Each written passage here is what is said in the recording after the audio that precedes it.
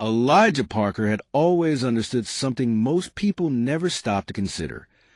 The final moments we give to a person speak louder than all the accolades, all the possessions, all the noise of their lives. And on the morning his own story truly began, the streets were still draped in darkness when he stepped outside, a thin winter mist curling low along the sidewalks of his quiet neighborhood, his breath rising in pale clouds as he locked his front door and made the familiar walk to Parker and Sons Funeral Home, the 3-story brick building that had stood for generations as a beacon of care for the grieving in their small city, its creaky oak door and polished brass handle greeting him like an old friend, the stillness inside deep and complete, the air scented faintly of lilies and clean wood polish. And as he stepped over the threshold, Elijah felt that grounding weight settle over him, the knowledge that his hands would, before the day was done, carry the burden no one else wanted to lift, the final care for someone whose voice had gone silent forever. And he adjusted his tie, the black silk smooth beneath his fingers, straightened his back, and let his thumb brush against the warm glint of the gold cufflinks his grandfather had once worn, cufflinks that clasped the sleeves of a man who had built this place from nothing but the conviction that even the poorest soul deserved dignity in death. Cufflinks passed to Elijah by his father with the same words his grandfather had spoken decades before. We serve not because they deserve it, but because we do. And it was that principle that guided him through years of quiet service, through long nights embalming bodies and early mornings consoling families, through moments when his profession drew whispered comments and sidelong glances, because in the eyes of the world his work was morbid, unambitious, something to be hidden away from polite conversation. But Elijah knew better. He knew that his work was the truest kind of service, the last and most intimate form of respect. But none of that mattered to people who had already decided who he was before they ever listened to him, and he'd been reminded of that cruel fact just last spring when he walked into the gleaming glass lobby of Main Street National Bank, carrying a carefully prepared folder, its tabs neatly labeled with his 5-year expansion plan for the crematorium, his projected growth charts, his community impact proposal that would add grief counseling rooms and job training programs for at-risk youth. And he had sat across from a young loan officer in a crisp navy suit whose eyes kept flicking to Elijah's business card with the faintest twitch of a smirk. And before Elijah could even lay out the numbers, before he could speak about the generational trust his family had built with their clients, the man tilted his head, that smirk deepening, and said, "You run a funeral home?" Drawing out the words as though they were the punchline to a joke he didn't even need to finish. And Elijah had opened his mouth to answer when another man, mid-40s, slick gray suit, expensive watch, leaned against the doorway and laughed outright, saying, "Guy spends all day with corpses but wants to talk about growth. That's rich."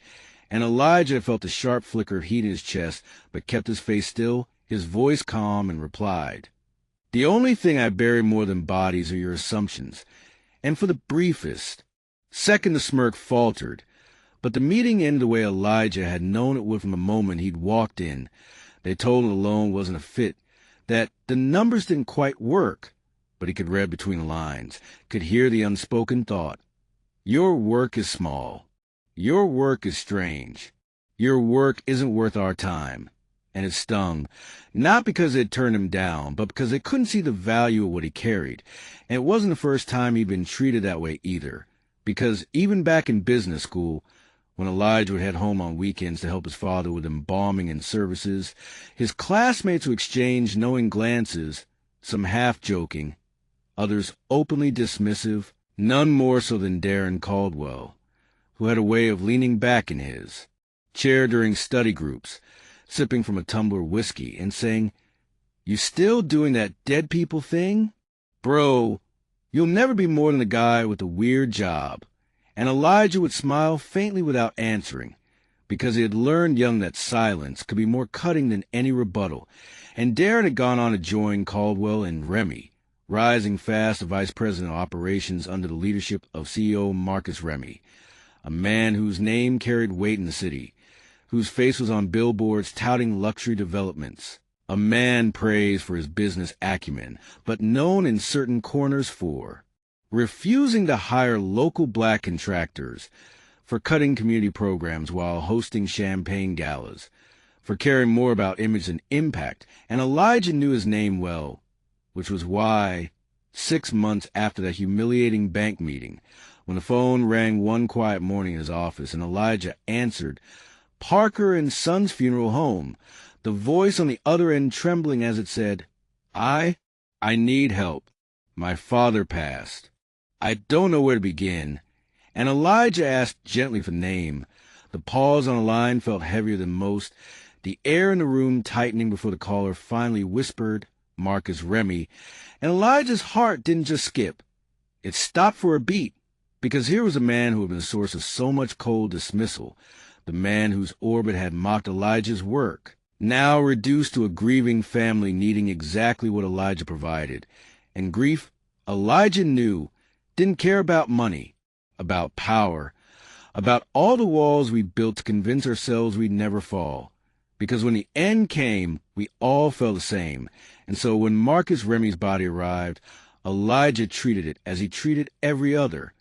Lay him out on the preparation table with care, washing his hands, trimming his nails, combing his hair with steady strokes, noting the calluses along his palms, the deep creases in his skin, details that spoke of a life beyond the headlines, beyond the title, details that reminded Elijah of something his grandfather had told him. The dead can't speak, but they still tell their stories. You just have to be willing to listen. And Elijah worked late into the night, not because Marcus Remy had earned that care, but because Elijah had, because the standard didn't change for anyone. And when the day of memorial came, held at the towering Langston Cathedral with its gold trim and towering stained glass, the city's most powerful people gathered under one roof, Elijah was not just attending.